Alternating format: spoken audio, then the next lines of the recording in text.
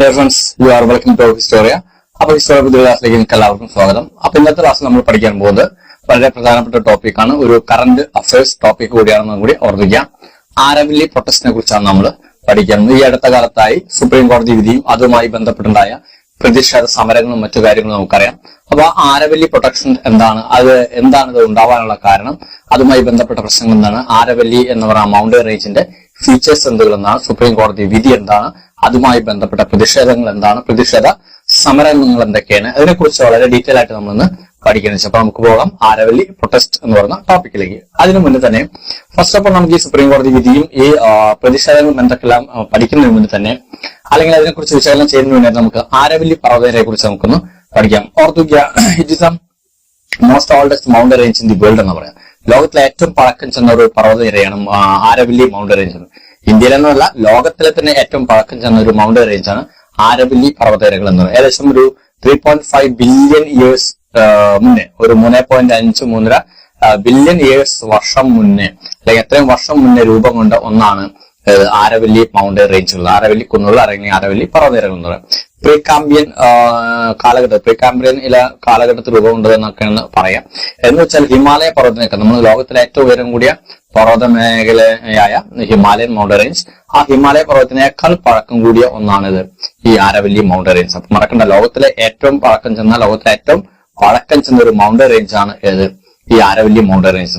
പ്രധാനമായിട്ടും ഗുജറാത്ത്, രാജസ്ഥാൻ, ഹരിയാന, ഡൽഹി, ഈ 4 സംസ്ഥാനങ്ങള്, ഗുജറാത്ത്, രാജസ്ഥാൻ, ഹരിയാന, ഡൽഹി, 4 സംസ്ഥാനങ്ങൾ നീണ്ടു നിവർന്ന് കിടക്കുന്ന, ഏകദേശം ഒരു 692 കിലോമീറ്റർ നീളത്തിൽ നീണ്ടു നിവർന്ന് കിടക്കുന്ന മൗണ്ടൻ റേഞ്ച് ആണ് ഇത് ആരവല്ലി മൗണ്ടൻ റേഞ്ച്. അപ്പൊ മറക്കണ്ട, ആരവല്ലി എന്ന് പറയുന്നത് ലോകത്തിലെ ഏറ്റവും പഴക്കം ചെന്ന പർവ്വതനിരയാണ്. അതോടൊപ്പം തന്നെ ഗുജറാത്ത്, ഹരിയാന, രാജസ്ഥാൻ, ഡൽഹി, ഈ 4 സംസ്ഥാനങ്ങളായി ഏകദേശം 692 കിലോമീറ്റർ നീണ്ടു നിവർന്ന് കിടക്കുന്ന ഒരു മൗണ്ടൻ റേഞ്ചാണ് ഈ ആരവല്ലി പർവ്വതനിരകൾ എന്നും കൂടി ഓർത്തു വയ്ക്കുക. ഇനി ഈ ആരവല്ലി മൗണ്ടൻ റേഞ്ചിന്റെ ഫീച്ചേഴ്സുകൾ നമുക്ക് നോക്കണം. ഇത്രയും നീളം കൂടിയ ഒരു മൗണ്ടൻ റേഞ്ചാണ്, ഏറ്റവും പഴക്കം കൂടിയ. ഇതിന്റെ ഫീച്ചേഴ്സ് കൂടി നമുക്ക് പഠിച്ചാൽ നമുക്ക് ഇതിന്റെ ഈ പ്രസന്റ് ഇഷ്യൂസിലേക്ക് നമുക്ക് വരാൻ പറ്റും.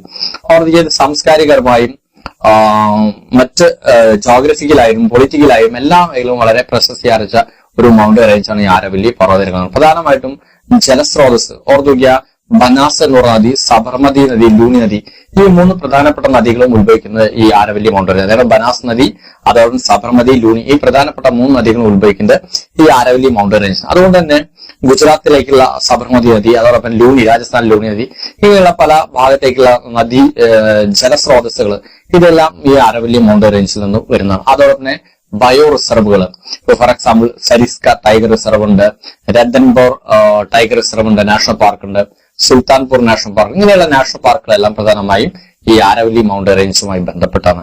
അതോടൊപ്പം തന്നെ ട്രഡീഷണൽ, അവിടെ പരമ്പരാഗതരായിട്ടുള്ള തദ്ദേശവാസികൾ, പ്രധാനമായും ഗോത്രവർഗക്കാര്, ബീലുകൾ, അതുപോലെ ബീനുകൾ, ഈ ബീലുകൾ എന്ന് പറഞ്ഞ ബീൽ എന്ന് പറയുന്ന ഗോത്രവർഗക്കാര്, അവിടെ എല്ലാം സാംസ്കാരിക പാരമ്പര്യവും ഈ ആരവല്ലി മൗണ്ടൻ റേഞ്ചുമായി ബന്ധപ്പെട്ടതാണെന്ന് ഓർത്തുവയ്ക്കുക. അപ്പൊ ജലസ്രോതസ്സുകളുണ്ട്, അതാണ് ജൈവ വൈദ്യവും അതും അങ്ങേറ്റം തന്നെയാണ്. പുലി, കഴുതപ്പുലി, സംബാർമാനുകൾ, ഇങ്ങനെയുള്ള ഒരുപാട് ജൈവ വൈദ്യുതി, ഇതെല്ലാം നിറഞ്ഞു നിൽക്കുന്ന ഒന്നാണ് ഈ ആരവല്ലി മൗണ്ടൻ റേഞ്ച്. ഇനി ഇതിനേക്കുള്ള ഇക്കണോമിക്കലി, സാമ്പത്തികമായും വളരെ പ്രധാനപ്പെട്ട ഒരു മൗണ്ടൻ റേഞ്ചാണ് ഈ ആരവല്ലി മൗണ്ടൻ റേഞ്ച് എന്ന കാര്യം കൂടി മറക്കാതെ ഓർത്തു വയ്ക്കുക. പ്രധാനമായിട്ട് നമുക്ക് സിൽവർ ഉണ്ട്, അതോടൊപ്പം തന്നെ രാജസ്ഥാനിലെ സവാർഗനി ഉണ്ട്, അതോടൊപ്പം തന്നെ കോപ്പർ. പണ്ടുകാലം മുതലേ നമ്മുടെ ഹാരപ്പൻ സിവിലൈസേഷൻ, കലിബംഗൻ എന്നറിയപ്പെടുന്ന ആ ഒരു സൈറ്റ്, ആ സൈറ്റിലേക്ക് കോപ്പർ കൊണ്ടുപോയി ആരവല്ലി മൗണ്ടൻ റേഞ്ച്. അപ്പൊ അങ്ങനെയുള്ള ഗ്രാഫൈറ്റ്, ഇങ്ങനെ ഒരുപാട് മാർബിൾ, ഗ്രാനൈറ്റ്, ഇങ്ങനെ തുടങ്ങി ഒരുപാട് ഇക്കണോമിക് സ്രോതസ്സുകളും മിനറൽസ് ആൻഡ് മെറ്റൽസ്, ഇതെല്ലാം നമുക്ക് ഈ ആരവല്ലി മൗണ്ടൻ റേഞ്ചിൽ കാണപ്പെടുന്ന ഒരു ഘടകം കൂടിയാണ് ഓർക്കുക. ഇതെല്ലാം ആരവല്ലി മൗണ്ടൻ റേഞ്ചിന്റെ പ്രധാനപ്പെട്ട സവിശേഷം. ഇനി കൊടുമുടികളാണെങ്കിൽ ജസ്റ്റ് ഓർത്തുക. ഇപ്പൊ ആരവല്ലി ഏറ്റവും ഉയരം കൂടിയ കൊടുമുടി എന്ന് പറയുന്നത്, ഏറ്റവും ഉയരം കൂടിയ 1722 മീറ്ററുള്ള 1722 മീറ്റർ ഉയരം കൂടിയ നമ്മുടെ ഗുരു ശിഖരമാണ് ഏറ്റവും ഉയരം കൂടിയ കൊടുമുടി എന്ന് ഓർക്കുക. അതിന് താഴെ മൗണ്ട് അബു എന്ന് പറയപ്പെടുന്ന വളരെ പ്രശസ്തമായ ഒരു മൗണ്ടൻ റേഞ്ച് ഉണ്ട്, പീക്ക് ഉണ്ട്. അവിടെ തന്നെ നമ്മുടെ ദിൽവാര ജൈനമത ക്ഷേത്രം, ഇന്ത്യയിലെ ഏറ്റവും പ്രശസ്തമായ ഏറ്റവും വലിയ ജൈനമത ക്ഷേത്രം എന്നറിയപ്പെടുന്ന ദിൽവാര ജൈനമത ക്ഷേത്രം, അത് മൗണ്ട് അബുവിലാണ്. ഇന്ത്യയിലെ ആദ്യത്തെ IPS ട്രെയിനിങ് സെന്റർ മൗണ്ട് അബുവിലായിരുന്നു. ഇതെല്ലാം വളരെ വളരെ പ്രശസ്തമായ ഒന്നാണ് ഏത്, നമ്മൾ ഈ പറഞ്ഞ ആരവല്ലി മൗണ്ടൻ റേഞ്ച്. അപ്പൊ ഈ ഇക്കോണമിക് സ്രോതസ് ഉള്ളതുകൊണ്ട് പ്രധാനമായിട്ട് മിനറൽസും മെറ്റൽസും നമ്മൾ പറഞ്ഞു, മിനറൽസും മെറ്റൽസും ഇങ്ങനെ ഇക്കോണമിക് സ്രോതസ് ധാരാളം ഉള്ളത് കൊണ്ട് തന്നെ ഈ ആരവല്ലി മൗണ്ടനിൽ വളരെ വളരെ വലിയ രീതിയിലുള്ള ഖനനങ്ങൾ നടക്കുന്നുണ്ടുള്ള കാര്യം കൂടി ഓർക്കുക. ക്രഷറികളും ക്വാറികളും ഖനനങ്ങൾ ധാരാളം നടക്കുന്നുള്ള കാര്യം കൂടി ഓർക്കുക. ഇത് തന്നെയാണ് ഈ ആരവല്ലി മൗണ്ടൻ റേഞ്ച് ഏറ്റവും പ്രധാനപ്പെട്ട പ്രശ്നം.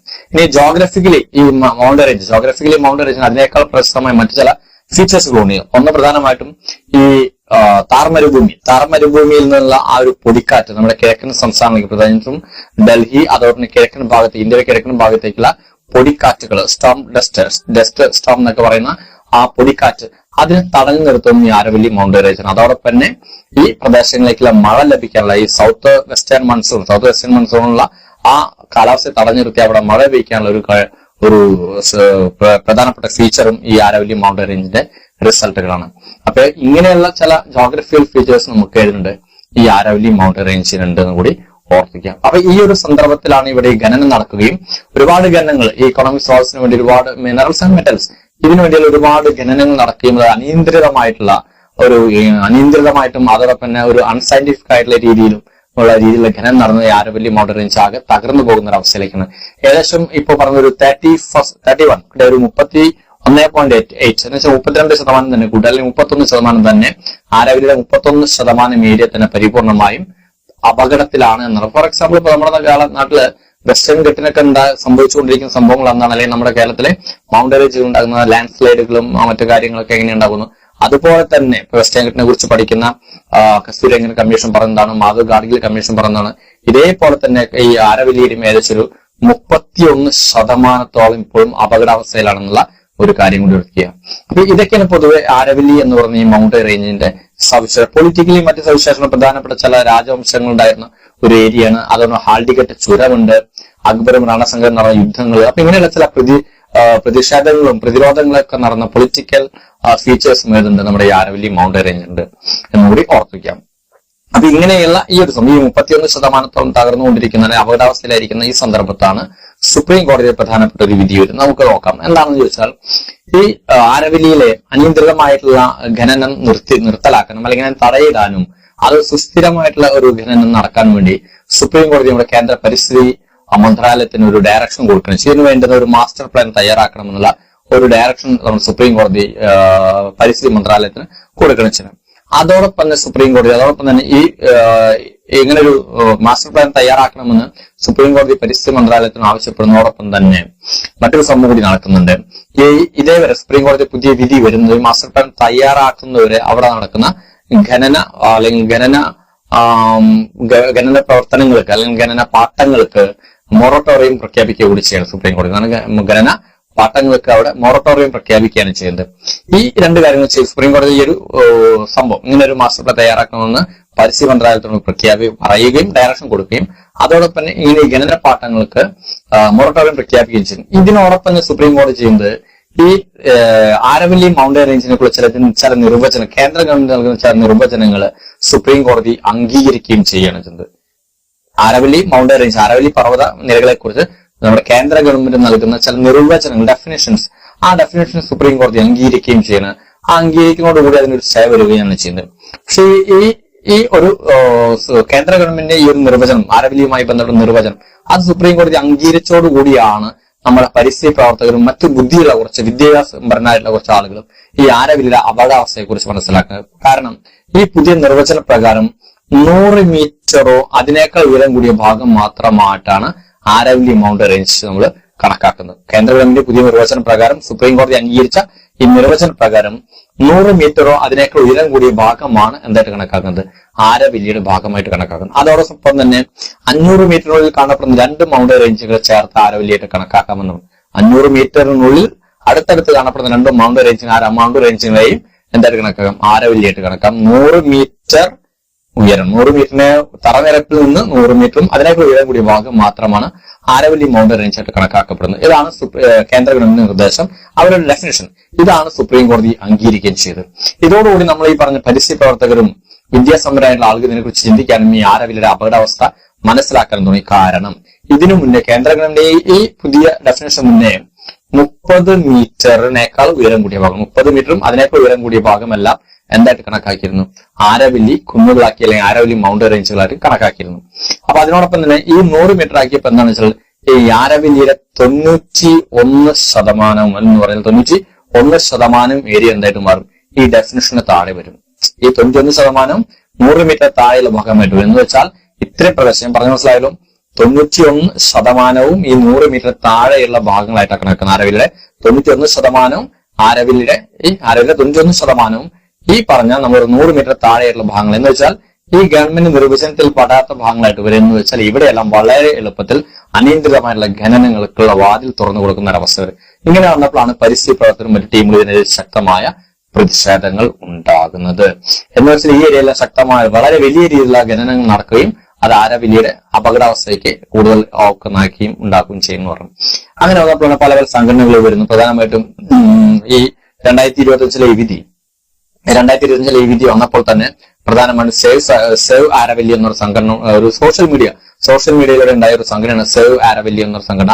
ആ സംഘടന ശക്തമായിട്ട് പ്രതിഷേധിക്കുന്നു. അവിടെ തന്നെ ആരവല്ലി ജയ് അഭിയാൻ എന്നൊരു സംഘടന, ആരവല്ലി ജയ് അഭിയാൻ എന്ന സംഘടന, ഇങ്ങനെയുള്ള പല സംഘടനകൾ ഇതിനെ ശക്തമായിട്ട് പ്രതിഷേധിക്കുന്നുണ്ടായപ്പോ സുപ്രീം കോടതി സ്വമേധയാ അത് കേസായി ഏറ്റെടുക്കുകയും 2025 ഡിസംബർ 21 ഇതേവരെ ഉണ്ടായിരുന്ന ഈ വിധിയെ സ്റ്റേ ചെയ്യുന്നത്. വെച്ചാൽ 2025 നവംബർ 20 സുപ്രീം കോടതി നമ്മുടെ കേന്ദ്ര ഗവൺമെന്റ് ഡയറക്ഷൻ കൊടുക്കുകയും ആ ഒരു മൊറട്ടോറിയം പ്രഖ്യാപിച്ചത് 2025 നവംബർ 20 പക്ഷേ ഈ പ്രതിഷേധങ്ങളെല്ലാം ശക്തമായപ്പോൾ തന്നെ ആ വർഷം തന്നെ 2025 ഡിസംബർ 29 സുപ്രീം കോടതി സ്വമേധയാ കേസെടുക്കുകയും ഇത്രയും ശക്തമായ പ്രതിഷേധങ്ങളായപ്പോൾ സുപ്രീം കോടതി സ്വമേധയാ കേസെടുക്കുകയും ആ വിധി ഇതേവരെ ഉണ്ടായിരുന്ന വിധി സ്റ്റേ ചെയ്യുകയും ഇനി പുതിയ ഗണനങ്ങൾക്കെല്ലാം സുപ്രീം കോടതി സ്റ്റേ കൊടുക്കുകയും ചെയ്തു എന്നുള്ളതാണ്.